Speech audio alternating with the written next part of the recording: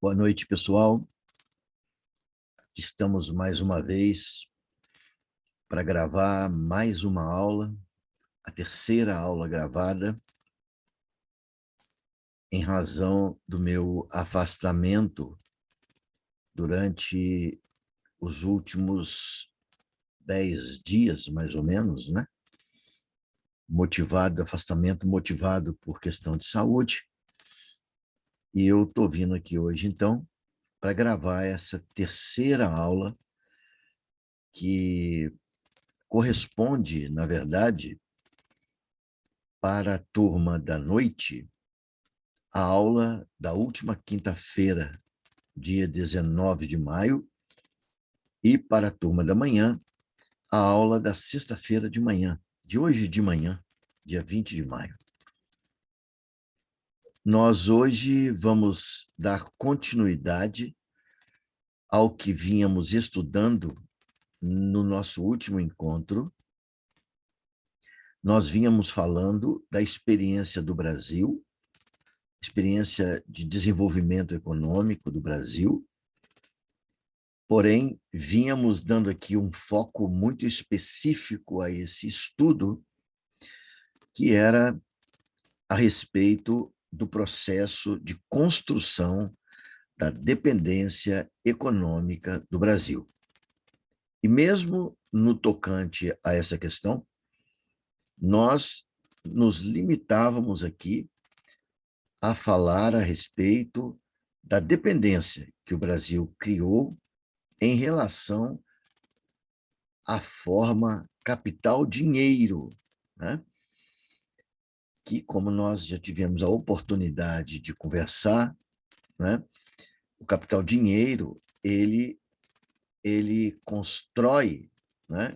A dependência de capital-dinheiro, ela é construída mediante operações de empréstimos no exterior, né?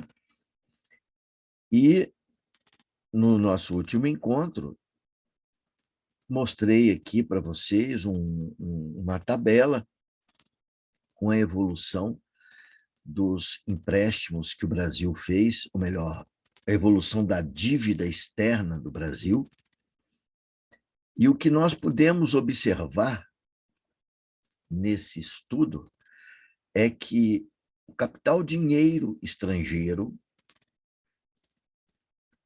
está presente em nosso país desde a nossa independência até os dias de hoje.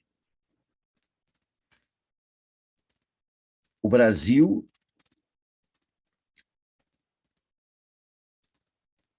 se envolveu em um processo de endividamento que mantém regularidade desde a nossa independência até os dias de hoje. Eu vou, inclusive, compartilhar aqui, mais uma vez, o quadro, né, que a gente usou no nosso último encontro, que foi exatamente esse aqui, ó, tá bom?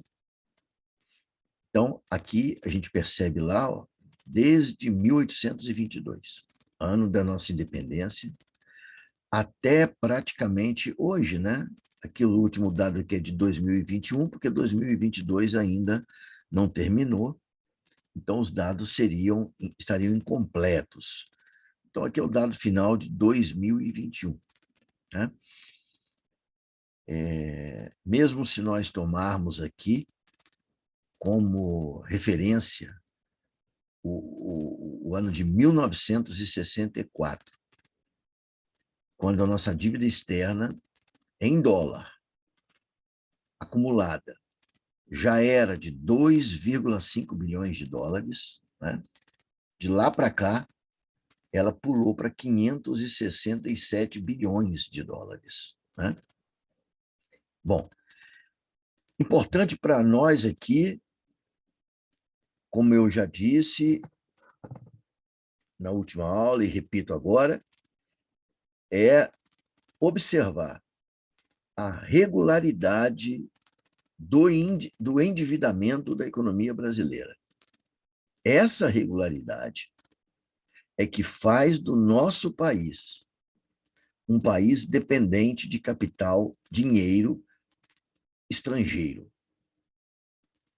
Vimos aqui, quando falamos do Japão, que o Japão também tomou empréstimo no exterior. Isso não é problema. O problema é quando esses empréstimos passam a ter regularidade, ou seja, quando eles se transformam em um componente estrutural do modelo econômico do país. Esse é o caso brasileiro. E também de todos os demais países latino-americanos. Tá? Muito bem.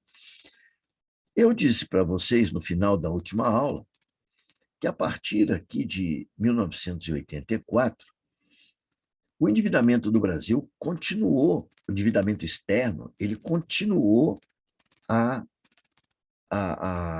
ser empreendido, né, pelos governos e tudo mais, porém num ritmo menos acelerado do que aquele que houve, por exemplo, no período da ditadura.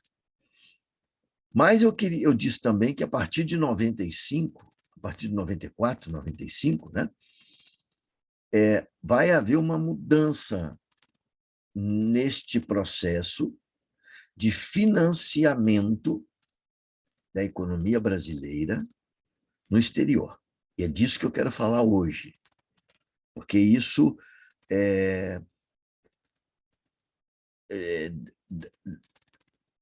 vai fazer com que nós olhemos para a nossa dívida interna de uma maneira diferente. Já já vamos entender sobre o que eu estou falando. Vamos lembrar aqui, antes de dar continuidade, a uma outra advertência que eu fiz, né? Um esclarecimento sobre a diferença entre dívida interna e dívida externa. Né? Eu disse que dívida externa ou dívida interna não são definidos pelo credor, certo? Então, não importa quem está nos emprestando dinheiro. Tá? Pode ser, por exemplo, o Banco Santander, só para dar um exemplo. O Banco Santander, como nós sabemos, é um banco da Espanha. Né? Mas, se o governo brasileiro tomar dinheiro emprestado com o Banco Santander aqui dentro do Brasil, em reais, isso não é dívida externa, ainda que o credor seja uma empresa multinacional estrangeira. O que faz uma dívida ser externa é a moeda em que essa dívida é contratada. O que faz uma dívida ser interna é a moeda em que essa dívida é contratada. Ok? Bom, então agora vamos ao objetivo do nosso encontro de hoje. Nós sabemos que algo importante aconteceu no Brasil em 1994, não é mesmo? Talvez vocês não se lembrem, mas 1994 foi o ano em que foi criada a nova moeda do Brasil, o real. Né? Então, esse dinheiro que vocês usam hoje, chamado real, né? Esse dinheiro é um dinheiro que foi criado no Brasil no mês de junho de 1994. Bom, e essa moeda foi criada para combater a inflação que existia no Brasil. Uma inflação muito alta, mas muito, muito alta mesmo. Né? Uma inflação galopante, que já vinha desse jeito ao longo, pelo menos, de uma década, e já se tentara resolver o problema da inflação no Brasil de várias formas e nunca se havia conseguido.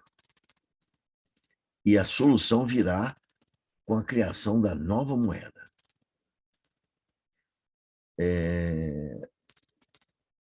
Qual foi a grande sacada desse novo plano, né, o Plano Real, para combater a inflação no Brasil? Vejam, inflação significa aumento geral dos preços das mercadorias dentro da economia de um país. Podem existir motivos variados que levam ao aumento dos preços das mercadorias, ou seja, podem existir motivos variados que produzem inflação. Agora, uma coisa é certa: a inflação, ela reflete um desequilíbrio macroeconômico. E esse desequilíbrio, ele é entre a oferta e a demanda por mercadorias, certo? Então, veja, toda vez que houver uma demanda, né, houver um nível de consumo muito elevado dentro de uma economia, isso tende a produzir inflação. O que leva ao aumento da demanda não vem ao caso aqui agora para nós. Apenas estou dizendo assim, se houver se houver um aumento constante, né, do consumo dentro de uma economia, tá, a tendência é que os preços se elevem. Ponto. Historicamente, o que é que se fazia no Brasil para combater a inflação? Tentava-se reduzir o consumo de várias maneiras, como, aliás, estão tentando fazer hoje de novo. Pois bem, todos os planos econômicos que nós vivenciamos na história do Brasil, onde se tentou combater a inflação, achatando o consumo, deram errado. Todos. A grande sacada do real foi atacar a inflação pelo outro lado da equação. Ou seja, no lugar de reduzir o consumo, aumentar a oferta. Aumentar a oferta. Certo? Muito bem. Acontece que aumentar a oferta significa aumentar a produção. É isso? É assim que se aumenta a oferta de mercadorias, aumentando a produção. Acontece que aumentar a produção é algo que demanda tempo, certo? Por quê? Porque é preciso construir novas fábricas, é preciso ampliar a área plantada e é preciso obter expressivos ganhos de produtividade, certo? Essas coisas demandam tempo, não podem ser conseguidas da noite para o dia, certo? Você não constrói fábricas novas num período nem da noite para o dia e nem num período, sei lá, relativamente curto, aí de 6 meses, por exemplo. Nem neste período não dá, certo? Alargar a área plantada para obter mais alimentos, mais produção agrícola, pode-se fazer, num período relativamente curto, o aumento da área plantada, mas não os resultados, né? Porque a colheita ela vai demandar tempo, em alguns casos, muito tempo, não é? E a produtividade ela é resultado de avanço tecnológico, né? Aplicado à produção, o que também demanda tempo. Muito bem. Como é possível combater a inflação aumentando a oferta de produtos para que os preços não subam num curto espaço de tempo? Só tem um jeito: aumentando as importações. Já que nós não podemos, num curto espaço de tempo, produzir muito mais do que nós produzimos hoje, mas nós podemos comprar os produtos do exterior, certo? Então, o Plano Real, uma das suas, uma das suas características, né, foi uma drástica redução dos impostos, das tarifas que incidiam sobre os produtos importados. Isso pode ser feito da noite para o dia. Basta uma decisão por escrito, certo? Então, isso pode ser feito da noite para o dia. Em 10 minutos, você consegue fazer uma lei que reduz a alíquota de impostos sobre produtos importados. Ora, se o produto importado vai pagar menos impostos para entrar no Brasil, a tendência é que o preço dele baixe, certo? Então, vai entrar mais produtos no Brasil, do exterior, com preços mais baixos. Isso é um aspecto da história. Tem um segundo. O Plano Real também teve como uma de suas características a sobrevalorização da moeda. Então, vocês vão estudar isso futuramente na disciplina de Economia Brasileira e vocês lá verão tudo isso. Aqui basta eu dizer o seguinte: quando o real foi criado,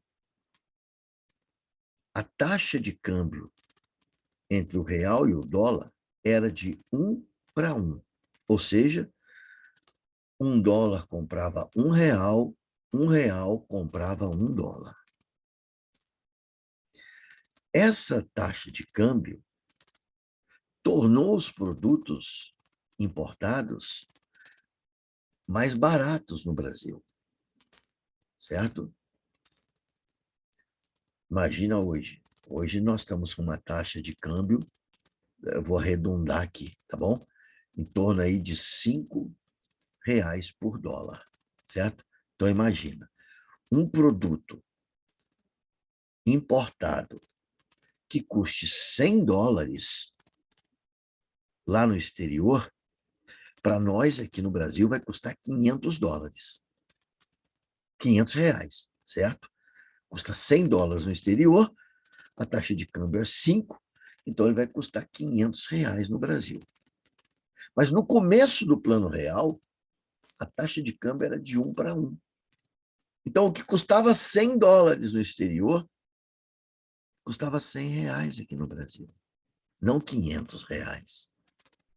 Evidentemente que o produto estrangeiro acabava ficando mais barato no Brasil. 2 vezes mais barato. Primeiro, porque havia menos impostos incidindo sobre os produtos importados. Segundo, porque houve uma sobrevalorização da moeda brasileira. Certo? Muito bem. Qual foi o resultado disso? Foi um aumento expressivo das importações de mercadorias do exterior. Quando isso aconteceu, essas mercadorias, elas encheram o mercado brasileiro. Você ia numa loja de supermercado, por exemplo, você ia ao supermercado e você encontrava mercadorias com tendo sido fabricadas em vários países do mundo, especialmente da América Latina. Frutas, legumes. Você tinha dos nossos vizinhos aqui, a quantidade de produtos dos nossos vizinhos, do Chile, da Argentina, do Uruguai, de outros países aqui da América Latina, né? Era muito grande. E também os produtos industriais também. Havia uma diversidade muito grande de produtos estrangeiros nas prateleiras dos mercados brasileiros. Ora, quando entrou esse monte de produto importado no Brasil, os fabricantes locais não puderam aumentar mais o preço dos produtos que eles fabricavam aqui no nosso país. Porque senão eles não vendiam. Porque existiam produtos estrangeiros por preços acessíveis. Então, os produtores brasileiros não puderam aumentar mais os preços dos seus produtos. Consequência, o plano arrebentou com a inflação. Total. Bom, isso é o lado bom da história, que agora vem o lado triste da história. Se entrou um monte de produtos estrangeiros no Brasil, nós temos que pagar por esses produtos, certo? Isso não vem de graça. Mas como são produtos estrangeiros, nós temos que pagar em dólar. Mas nós não temos dólar. Não é a nossa moeda, o dólar. Né? E veja que a nossa dívida externa não parava de crescer. Né? Significa dizer que os dólares que nós conseguíamos no Brasil, né, eles já eram usados, de um lado, para pagar essa dívida externa gigantesca, de outro lado, para que as empresas multinacionais estrangeiras enviassem os seus lucros e dividendos para o exterior. Então, veja, nós não somos emissores de dólar. Para conseguir dólar, nós precisamos exportar o que produzimos. E grande parte dos dólares que nós conseguíamos mediante exportações eram usados para pagar a dívida externa e para mandar os lucros das multinacionais para o exterior. Nós não tínhamos dólares para pagar essas novas exportações e importações que eu acabei de me referir, que foi o segredo para combater a inflação no Brasil. Da perspectiva do combate à inflação, o Plano Real foi excelente. Só que ele criou um problema. Nós passamos a ter um grande buraco nas contas externas. Porque nós precisávamos arrumar dólares para pagar essas importações desses produtos que entraram no país para sustentar o nível de preços. Bom, nesse momento, entra um outro elemento característico do Plano Real. As taxas de juros, porém, vale dizer que Paralelamente à redução das tarifas sobre os produtos importados, nesta mesma época já vinha sendo feita uma desregulamentação do mercado financeiro brasileiro. Vamos lá, vamos explicar isso aqui brevemente. O mercado financeiro é aquele onde circula, entre outras coisas, o dinheiro, certo? O dinheiro. Uma coisa é o mercado de mercadorias. Outra coisa é o mercado de dinheiro. Então, veja, até 1994, se um banco estrangeiro, por exemplo, quisesse fazer aplicações com o seu dinheiro no Brasil, ele tinha que prestar contas de uma série de detalhes junto ao Banco Central do Brasil. Qualquer empresa que quisesse trazer dinheiro para o Brasil, para fazer o que ela quisesse, tinha que prestar contas ao Banco Central do Brasil, dizer o que ia fazer, quanto tempo ia ficar no país. A partir de 94, essas regras caem. Por isso que eu usei a expressão desregulamentação do mercado financeiro, ou seja, a partir de 1994, foi concedido pelo governo brasileiro uma grande liberdade aos investidores estrangeiros para que eles pudessem entrar e sair do Brasil sem dar satisfação ao Banco Central. Ou seja, foi concedida uma grande liberdade de movimentação para o dinheiro estrangeiro no Brasil. Ele podia entrar e sair quando ele quisesse. Então, o governo foi e aumentou os juros que ele mesmo, governo, paga para quem empresta dinheiro para ele. Certo? Qual foi o objetivo? Como nós oferecíamos juros altos, bancos estrangeiros começaram a trazer dinheiro para o Brasil e usavam esse dinheiro para comprar títulos da dívida pública brasileira. Porém, esses títulos eram registrados em reais, essa moeda nova, essa moeda sobrevalorizada que o governo brasileiro tinha criado. Então, o governo aumentou os juros que ele pagava para quem emprestasse dinheiro para ele.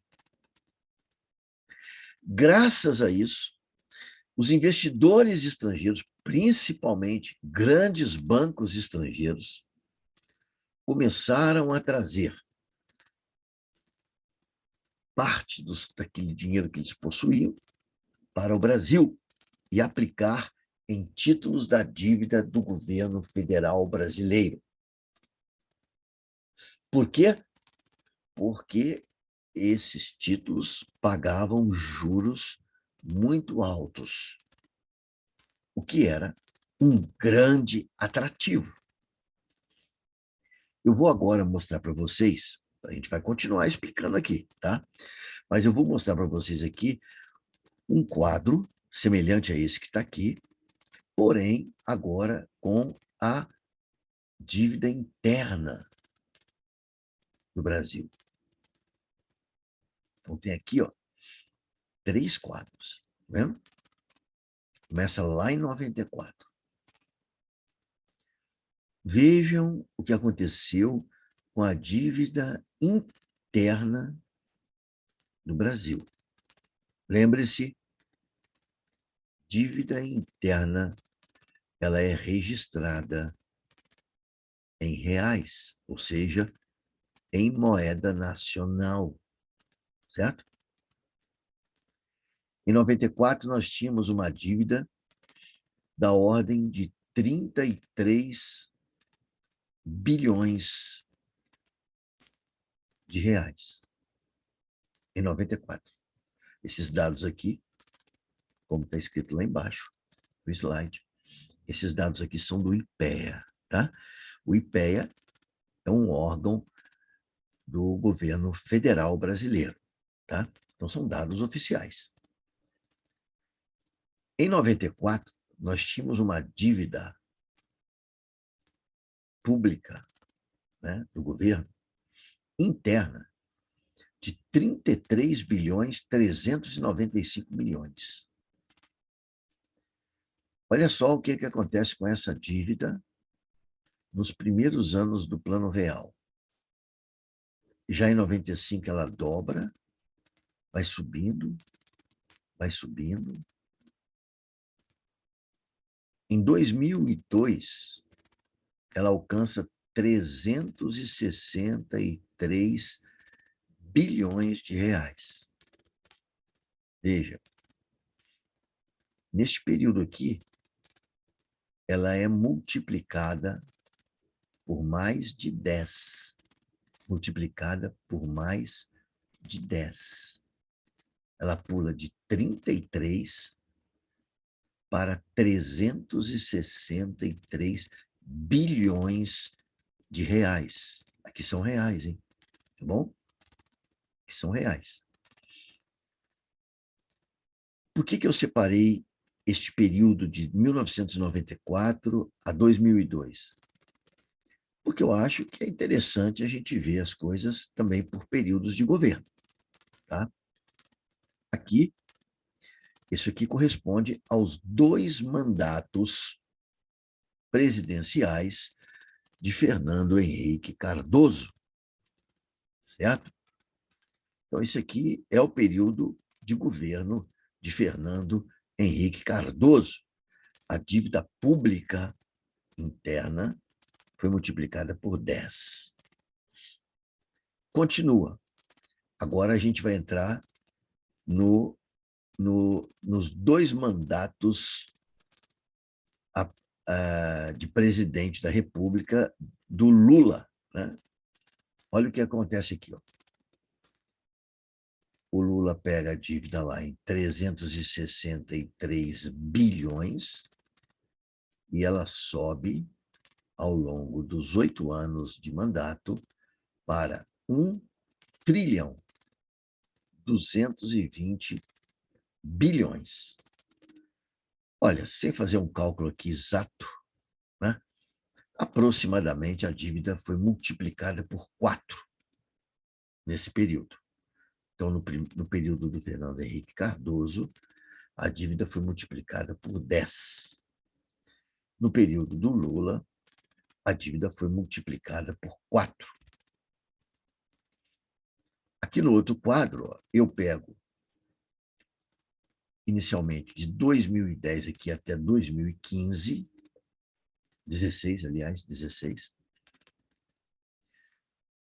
Esse período aqui, ele compreende os primeiros 4 anos da presidenta Dilma e pega também ali os 2 anos e meio do segundo mandato dela, né? Porque a Dilma saiu do governo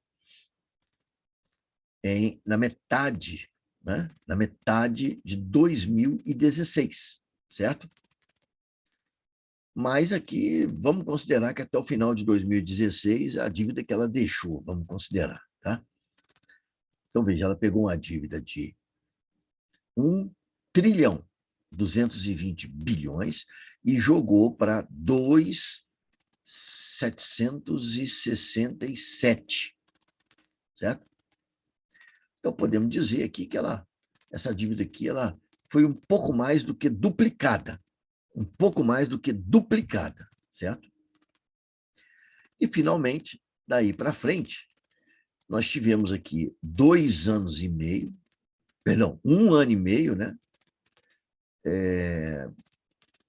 Não, 2 anos e meio mesmo. 2 anos e meio, que foi a metade de 2016, depois 17 e 18, foram os anos do governo de Michel Temer.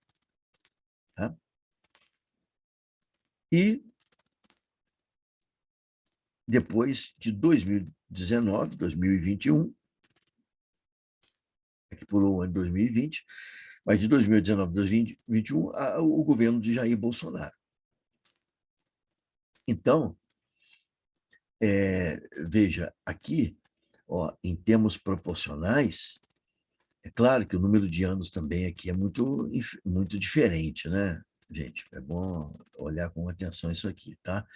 Mas, de qualquer maneira, depois do governo da Dilma, quando a dívida terminou ali em 2 trilhões e 700, até hoje, veja que isso faz um total de 6 anos, né? Total de 6 anos. Mas a dívida pulou de 2.700, 2 trilhões e 700, pulou para 5.300. Desculpa.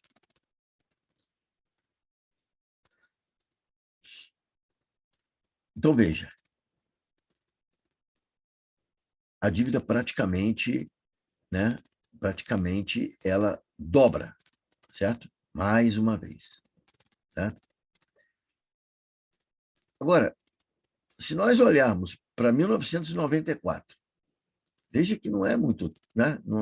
1994, 2004, 14, nós ainda não completamos 30 anos até hoje.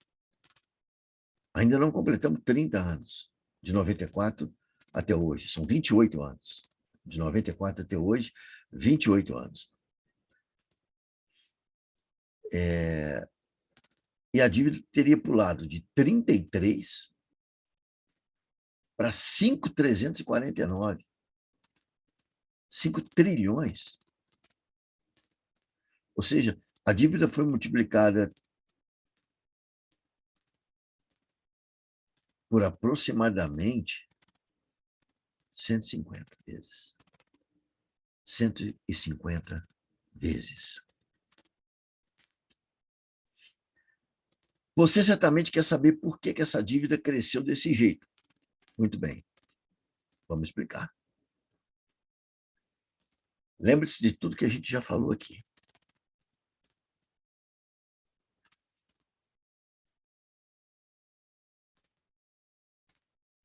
Os dólares que o Brasil conseguia através das suas exportações eram usados para pagar a dívida externa e para que as multinacionais mandassem os seus lucros para fora do país, para os donos das empresas, certo? Agora, nós descobrimos que o Plano Real abriu as fronteiras econômicas do país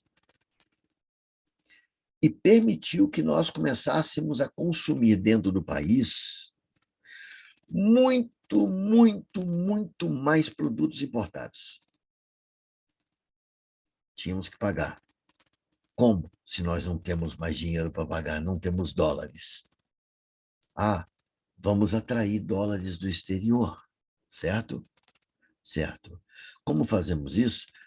Oferecendo juros altos.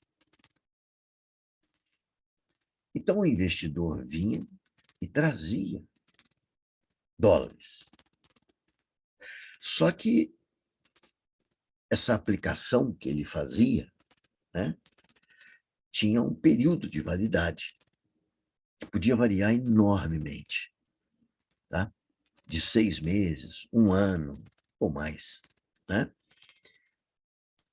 O problema é que, quando esse dinheiro entrava no Brasil, nós usávamos ele para pagar as importações. Mas, daí a pouco, vencia a dívida. Ou seja, o banco que ontem trouxe os dólares para cá, agora a dívida esgotou-se o prazo e o governo brasileiro precisa devolver para ele o dinheiro. Não apenas o que ele emprestou, mas também juros desse dinheiro. E nós não tínhamos o dinheiro. Então, o que o governo brasileiro fazia? Chegava para o credor, né, e dizia para ele: escuta, os juros que você recebeu foram bons? Vocês gostaram desses juros? Juros maravilhosos. Então, o governo brasileiro dizia para eles: então faz o seguinte, renova essa aplicação, não tira o dinheiro do Brasil, até porque nós não temos para dar. Renova esse empréstimo, assine um contrato para mais um ano, para mais um ano e meio, para mais 2 anos. E com isso nós pagamos mais juros para vocês. Então veja como acontecia. O sujeito trazia 100, vamos supor, é um exemplo.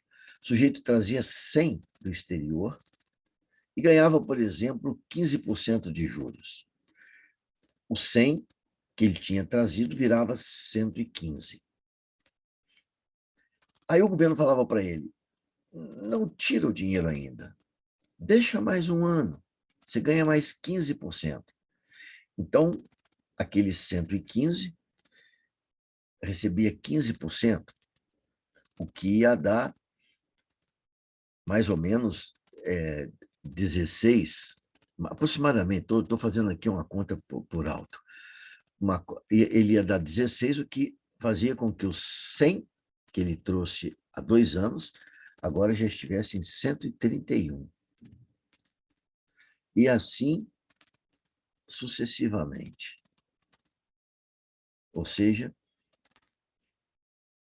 o governo ia pagando cada vez mais juros, o que ia fazendo com que aquela bola do endividamento aumentasse. Agora, detalhe aqui, importante, fundamental para tudo isso que eu estou falando aqui, é que eu quero que vocês entendam aqui agora. Professor, vocês devem estar se perguntando: professor, explica o negócio. Isso é dívida interna, professor, não é? É e não é. Por quê? É dívida interna, porque ela é registrada em reais. Só que quem trazia essa montanha de dinheiro para o Brasil eram bancos estrangeiros. Eles traziam dinheiro de fora do Brasil. Aí, quando chegava no Brasil, eles passavam no Banco Central e o Banco Central transformava aqueles dólares deles em títulos da dívida brasileira, denominados, registrados em reais. Veja só a operação. Vem dólar do exterior. Quando chega no Brasil, o dólar vem do exterior, portanto, ele pertence a estrangeiros. Ele vem do exterior, entra no Brasil, e quando chega no Banco Central, ele é convertido em títulos públicos, cujo valor está designado em reais. Tendo em vista que o valor está designado em reais, é considerado dívida interna. Porém, é dinheiro trazido do exterior e que, quando for embora, vai em dólares. Então, na verdade, na sua essência, grande parte deste dinheiro que está aqui, registrado como dívida interna, é dívida externa. É dívida externa. É por isso que, no quadro anterior, a dívida passou a crescer a um ritmo muito mais lento aqui, ó, a partir de 1994. É porque não é que o Brasil esteja tomando menos dinheiro emprestado do exterior, é que ele passou a tomar dinheiro emprestado do exterior através desse outro mecanismo aqui, que foi o de endividamento interno, muito embora o dinheiro usado aqui também fosse o dólar. Certo? Veja, há mais alguma coisa que eu preciso explicar aqui para vocês tomarem pé do que acontecia e continua acontecendo com o Brasil.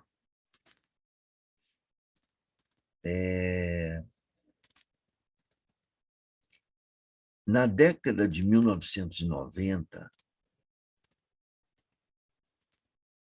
quando o, o governo brasileiro foi ocupado pelo presidente Fernando Collor de Mello, desde aquela época, o Brasil começou a implementar uma série de medidas de abertura comercial, que depois vai ser intensificado durante o Plano Real. Mas o que acontece? Acontece que a abertura comercial do Brasil fez com que muitas empresas brasileiras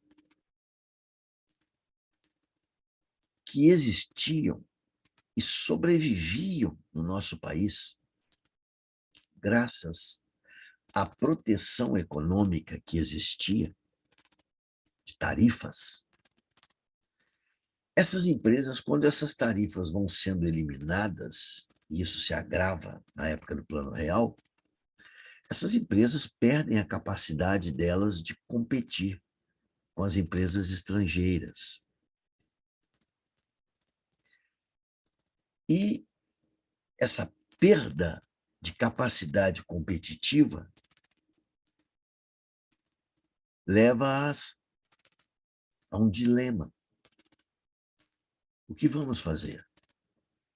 Vamos morrer devorados pelas empresas estrangeiras mais competitivas?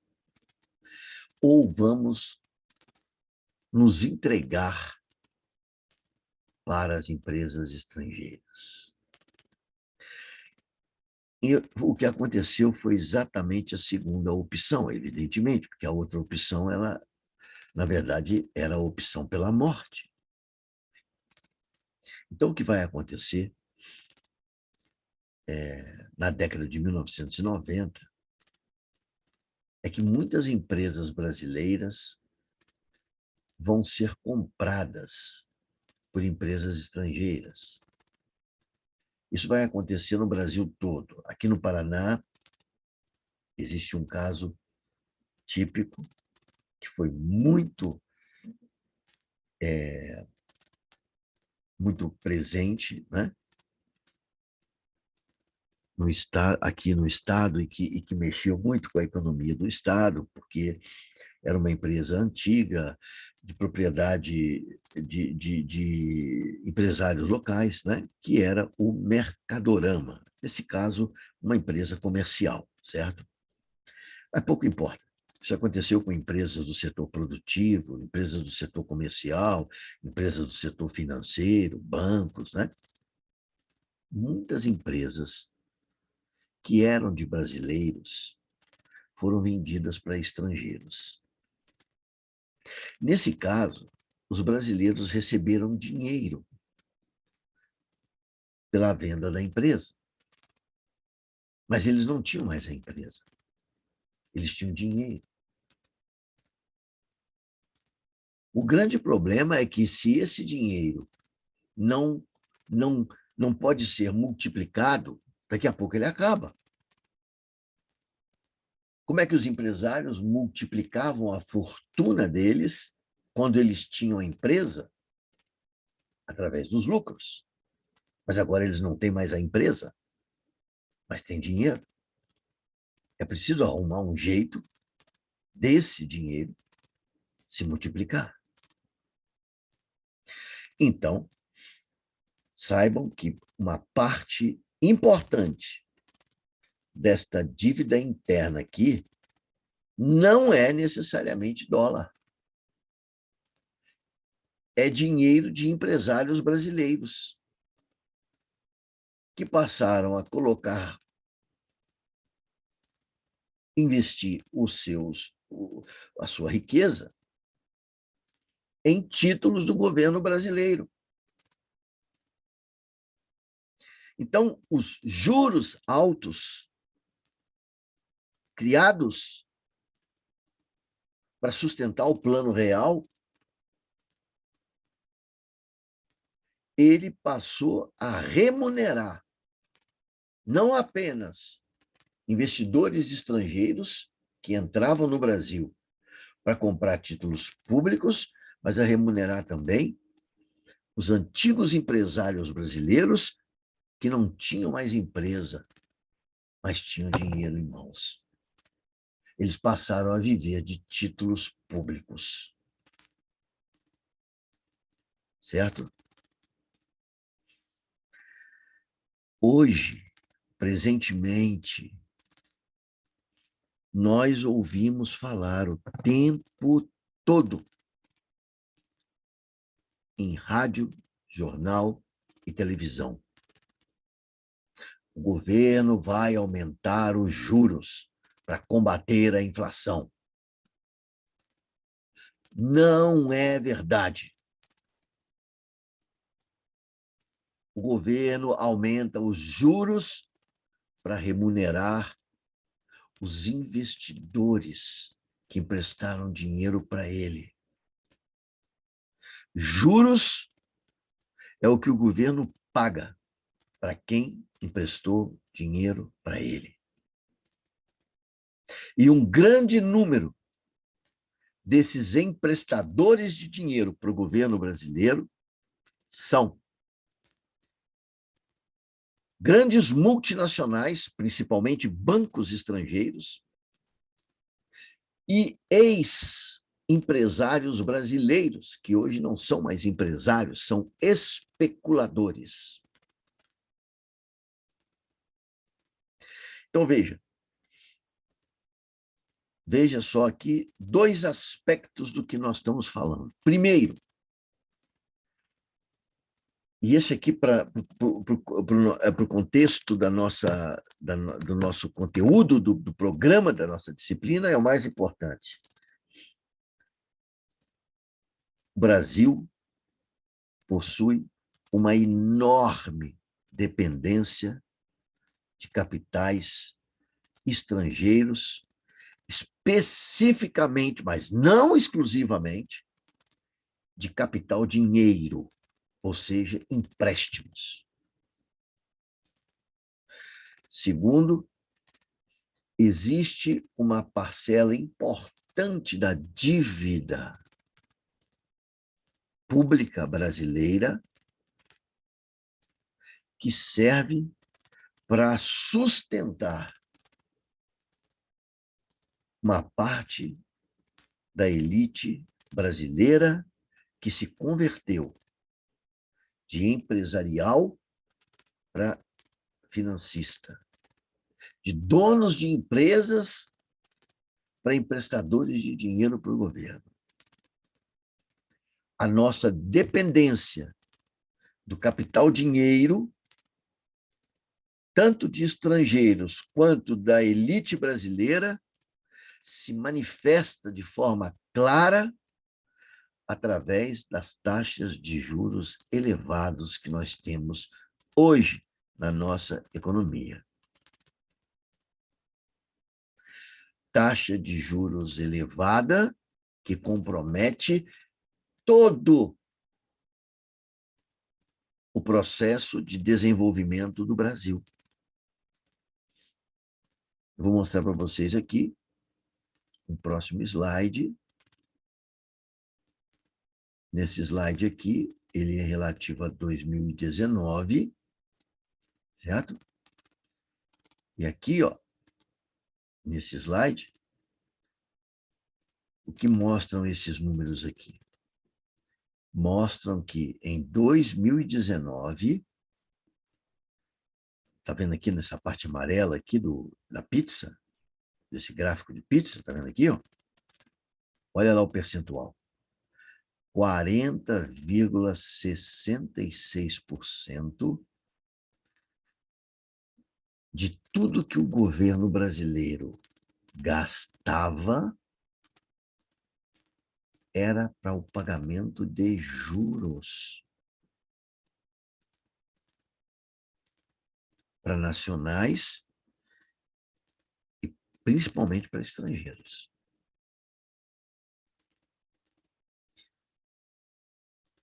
Não sei se vocês vão se lembrar, mas há 2 anos e meio, no início desse atual governo de Jair Bolsonaro, um dos temas mais debatidos no Brasil era a Previdência Social. Pois vejam ali, em 2019, primeiro ano de governo de Bolsonaro,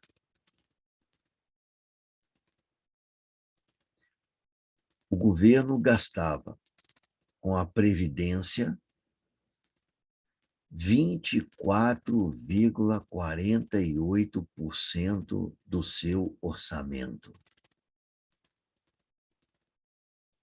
E com os juros da dívida, gastava 40,66% do orçamento público. Se nós quisermos ser honestos, nós devemos reconhecer que o maior problema do orçamento público do Brasil não é a Previdência Social, mas são os juros e as amortizações do governo brasileiro com a sua dívida, seja ela interna ou externa. Veja ali, por exemplo, para vocês terem uma ideia, o percentual de gastos do governo em 2019 com educação. Está lá embaixo, o quadrinho com a educação, laranja, está vendo? O governo gastava 3,62% de tudo que ele arrecadava com educação. 3,62%. E com pagamento de juros, 40,66%.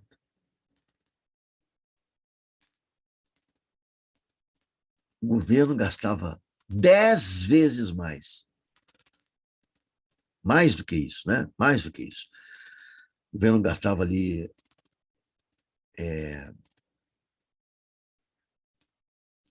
11 vezes mais, aproximadamente, 11 vezes mais, pagando juros,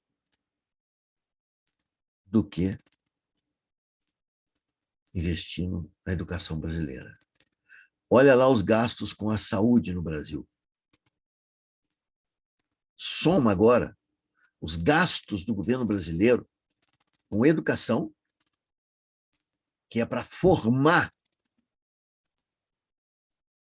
os jovens e a população brasileira, soma a educação com a saúde. Da educação e da saúde depende praticamente a economia de um país. Pessoas qualificadas e saudáveis. Olha a soma de o que o governo gastava com saúde e com educação em 2019. 7. Vamos arredondar ali, ó. 8%. Isso aqui são gastos que são dirigidos a milhões de brasileiros. Milhões de brasileiros. 8%. E com a dívida, 40%. Mais de 40%. Só que o pagamento da dívida de juros não vai para milhões de brasileiros, vai para um pequeno grupo seleto de grandes emprestadores de dinheiro para o governo brasileiro. Essa montanha de dinheiro aqui vai para um pequeno grupo de pessoas. O dinheiro que devia ser usado em saúde e educação, o que é usado em saúde e educação, ele vai para milhões de pessoas. Agora eu vou mostrar para vocês os dados mais recentes de 2021.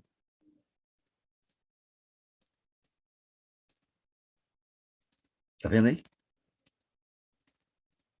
Mais da metade, 50,78%. Mais da metade de tudo o que o governo arrecada é para pagar juros para quem emprestou dinheiro para o governo. Ora, quem empresta dinheiro para o governo é quem tem dinheiro sobrando para emprestar para o governo. Trabalhador não tem dinheiro sobrando.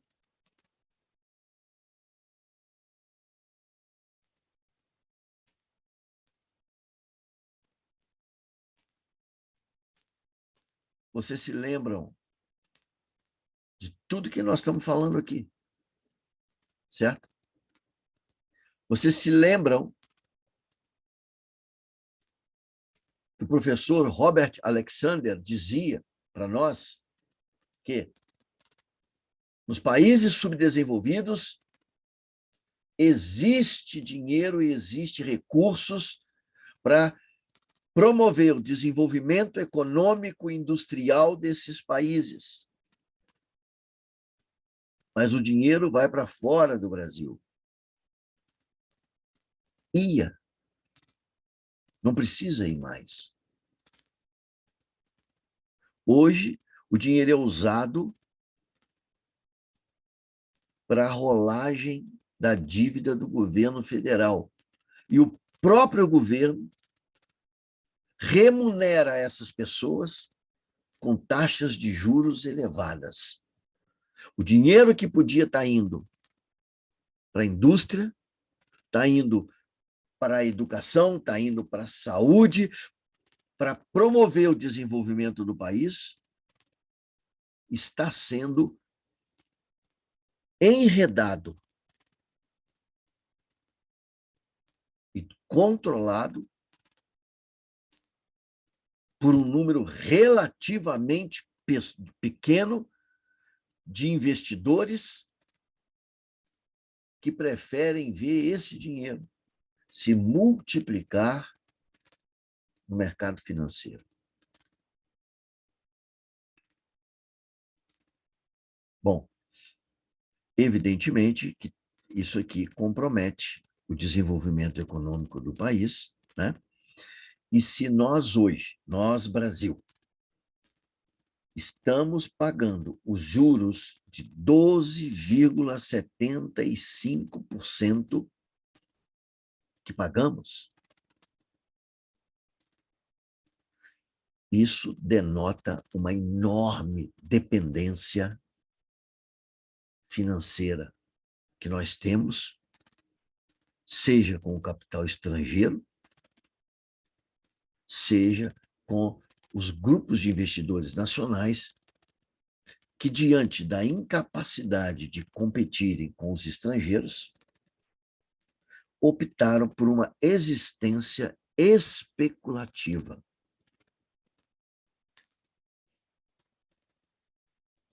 Beleza, gente? Aqui eu coloquei alguns dados aqui do lado para vocês depois poderem comparar, né?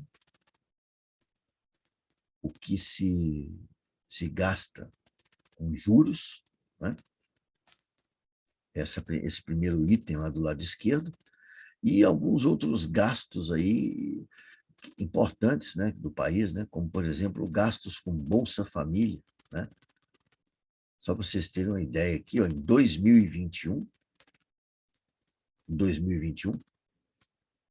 o Brasil gastou 448 bilhões de reais só com juros.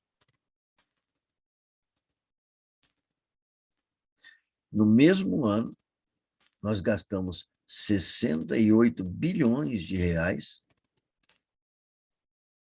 com Bolsa Família. Esses 68 bilhões ali, com Bolsa Família, foram distribuídos entre 17 milhões de famílias. 17 milhões de famílias. Os 448 bilhões de juros provavelmente não foi distribuído sequer por 100 mil investidores.